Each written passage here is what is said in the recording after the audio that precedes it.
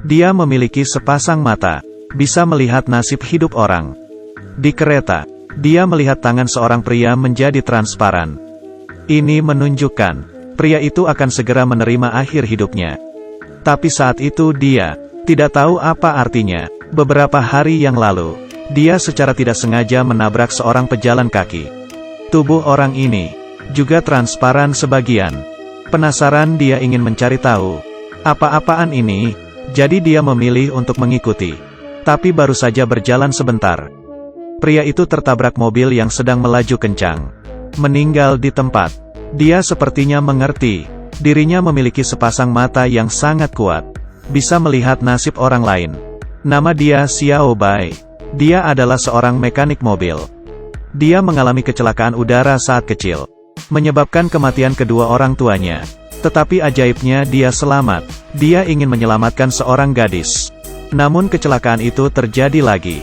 Ini kejadian penting baginya, menyebabkan pukulan mental yang hebat, membuatnya ketakutan, semakin segan, tidak lagi berhubungan secara dekat dengan orang lain, tidak sabar untuk menghabiskan waktu. Semuanya digunakan di tempat kerja, karena dia serius dengan pekerjaannya, bertanggung jawab kepada pelanggan. Bos memberikan satu cabang kepadanya. Ini juga menarik, Xiao Jin cemburu dengan keberhasilannya. Xiao Bai terguling lalu merogoh sakunya. Berakhir sudah, handphone rusak. Sejak kecil dia memiliki kelainan tidak bisa memilih. Melihat banyak handphone yang bagus, membuat Xiao Bai sedikit bingung. Pada saat ini, dia bertemu dengan Xiao Mei di toko. Xiao Mei tidak hanya cantik, tetapi juga sangat baik. Ketika Xiao Bai memberikan handphonenya, dia melihat tangan Xiao Mei menjadi transparan. Xiao Bai lari ketakutan, mengingat kecelakaan mobil sebelumnya. Melihat kembali ke dalam toko, Xiao Bai yang tertutup mengumpulkan keberanian, berharap Xiao Mei setelah pulang kerja. Beri Xiao Bai 30 menit. Dia punya sesuatu yang penting untuk diutarakan. Di kafe kopi, Xiao Bai terkejut saat melihatnya. Tangan Xiao Mei kembali normal.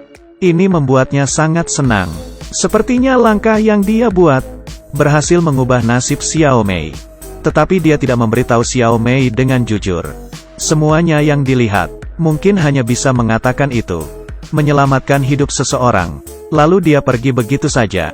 Tiba-tiba jantungnya merasa sakit. Dia tidak peduli. Xiao Mei datang lagi keesokan harinya. Dia mengeluarkan koran. Dalam perjalanan pulang, kecelakaan terjadi di dalam pabrik kimia. Dia kebetulan tidak ada saat ledakan terjadi.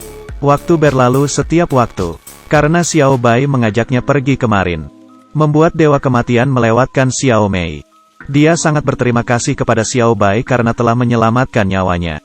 Xiao Bai sedikit malu. Saya tidak ada apa-apa untuk dikatakan. Hanya mau memulai percakapan saja. Secara kebetulan. Jangan terlalu dipikirkan. Dalam beberapa hari, satu kejadian terjadi di toko.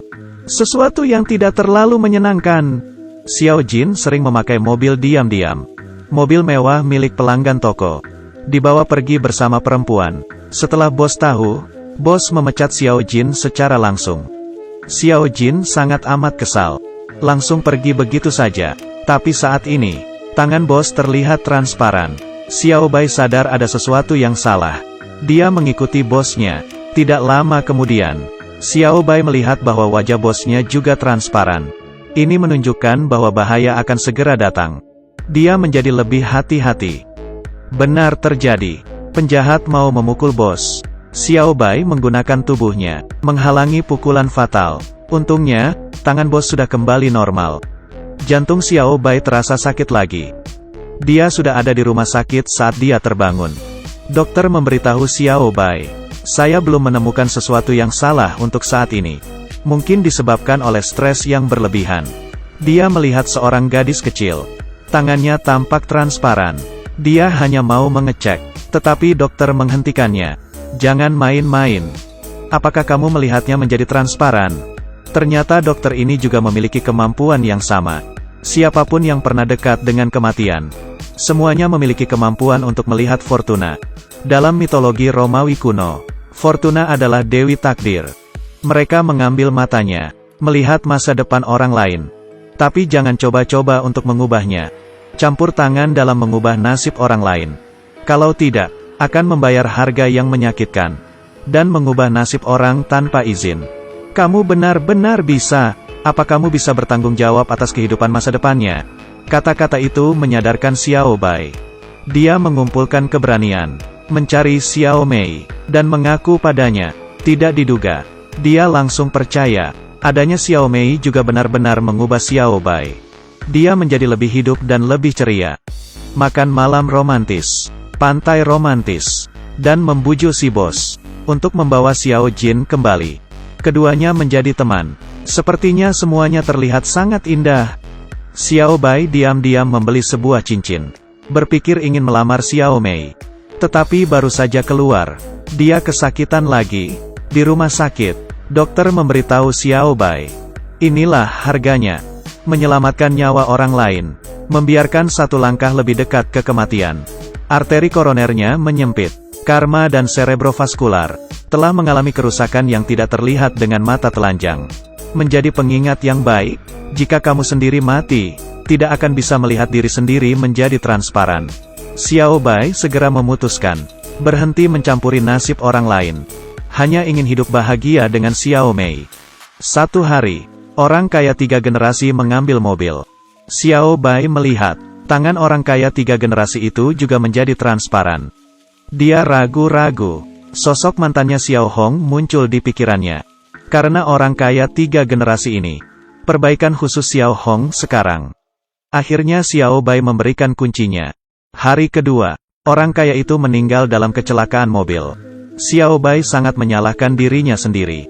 Masih membenci dirinya sendiri karena tidak peduli. Kecelakaan pesawat itu terpikirkan lagi. Gadis kecil yang tidak bisa diselamatkan. Kemampuan yang tidak berguna ini. Dia sama sekali tidak menginginkannya. Tetapi saat perjalanan menuju kerja, dia melihat banyak orang di kereta. Semuanya menjadi transparan. Dengan kata lain, akan ada kecelakaan besar. Dia menatap tangannya sendiri, putus asa. Saat ini, dia melihat di taman. Anak-anak juga menjadi transparan. Dia sampai tidak bisa mempercayai matanya. Guru mengira Xiao Bai memiliki masalah mental. Membawa pergi anak itu satu persatu. Dia mengambil sekertas selembaran di tanah. Beberapa hari kemudian, ada aktivitas orang tua anak. Perlu mengendarai dengan hati-hati. Ketika dia datang ke stasiun kereta, benar terjadi. Banyak orang di sini menjadi transparan. Dia melihat jadwalnya. Pukul 7.30. Itu adalah kereta yang harus dinaiki Xiao Mei untuk shift pagi setiap hari. Dia langsung pergi ke rumah Xiao Mei. Seperti yang dipikirkan, tangan Xiao Mei juga menjadi transparan. Dia diam-diam membuat keputusan. Tidak peduli dengan masa depan, dia harus menjaga Xiao Mei dengan baik. Malam hari, Xiao Mei tiba-tiba menangis. Xiao Bai ingin mengajak Xiao Mei pergi jalan-jalan. Melewatkan kecelakaan itu, seperti yang terlihat, Xiao Mei tidak terlihat terlalu senang. Tetapi tetap setuju. Dia menelepon sekolah taman kanak-kanak itu lagi. Berharap mereka bisa membatalkan acaranya. Acara ini, tapi bagaimana orang bisa setuju dengannya? Dia datang ke rumah sakit lagi. Apakah tangan saya menjadi transparan? Dokter menolak untuk menjawab. Dan memberitahu, bahkan jika kamu siap mempertaruhkan hidupmu, mencoba menyelamatkan beberapa orang, tidak akan ada yang memperhatikan. Tidak akan ada yang memujimu. Selama kamu menyelamatkan hidup, kamu sendiri tidak akan bisa melarikan diri dari kematian. Aku berharap aku setidaknya bisa menggunakan kemampuan ini. Menyelamatkan beberapa nyawa yang berharga. Walaupun begitu, asalkan aku bisa melindungi orang yang penting. Masuk akal, bukan? Xiao Bai tahu bahwa dia akan celaka. Jadi dia mengucapkan selamat tinggal kepada teman-temannya. Dia menyerahkan bisnis itu ke Xiao Jin. Membeli beberapa hadiah. Mengunjungi bos. Akhirnya menulis surat untuk Xiao Mei. Tapi keesokan harinya, Xiao Bai menerima pesan teks dari Xiao Mei. Karena rekan kerjanya demam, jadi saya tidak bisa pergi jalan-jalan. Melihat pesan itu, Xiao Bai langsung berlari. Akhirnya sampai di stasiun kereta.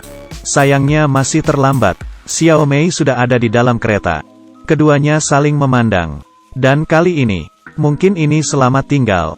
Dia tidak menyerah. Meninggalkan stasiun, naik taksi. menyusul ujung stasiun kereta api. Tepat waktu, saat dia tiba, kereta belum memasuki stasiun. Dia mencari-cari sekeliling, melihat sebuah derek. Pekerja derek itu juga menjadi transparan. Ini membuatnya menyelesaikan masalah. Dia mengeluarkan tongkat sinyal, lalu berbalik, melompat ke rel kereta api. Berencana menggunakan tubuh dia sendiri, supaya memaksa kereta untuk berhenti. Pengemudi kereta melihat ada orang berdiri di tengah rel kereta. Segera mengerem darurat. Getaran yang diakibatkan kereta itu sampai ke dalam stasiun. Ditambah derek yang sedang beroperasi, menyebabkan permukaan jalan bergetar. Derek juga jatuh ke atas tanah. Jika tidak mengerem tepat waktu, ini akan menjadi kecelakaan besar. Xiao Bai menyelamatkan orang-orang di kereta. Berlutut di atas tanah, tidak bergerak sama sekali. Xiao Mei langsung lari ke sisi Xiao Bai. Tapi saat ini, Xiao Bai sudah tidak bernyawa. Setelah mengadakan pemakaman Xiao Bai, Xiao Mei mengingat peristiwa masa lalu. Ternyata saat pesawat jatuh, gadis yang ingin diselamatkan Xiao Bai adalah Xiao Mei. Xiao Bai menyelamatkan Xiao Mei. Setelah keduanya pingsan, Xiao Bai juga lupa dengan masa lalu itu. Sebenarnya Xiao Mei telah mencarinya. Keberadaan Xiao Bai. Juga sejak hari itu, Xiao Mei juga memiliki kemampuan fortuna. Saat dia melihat tangan Xiao Bai menjadi transparan, sudah menebak, Xiao Bai ingin menyelamatkan hidupnya sekali lagi. Dia berharap Xiao Bai bisa hidup dengan baik. Itu sebabnya dia bersikeras untuk naik kereta itu. Hanya tidak diduga, Xiao Bai akhirnya masih mengorbankan dirinya, menyelamatkan semua orang. Akhir film, Xiao Mei membaca surat yang ditulis Xiao Bai kepadanya. Tidak peduli berapa kali nasib yang sama terulang, dia akan tetap membuat pilihan yang sama. Hanya bisa mengatakan, Tuhan memberikan sepasang mata untuk melihat takdir, tetapi tidak memberimu tubuh untuk menyelamatkan orang. Film ini adalah Fortuna's Eyes. Terima kasih telah menonton.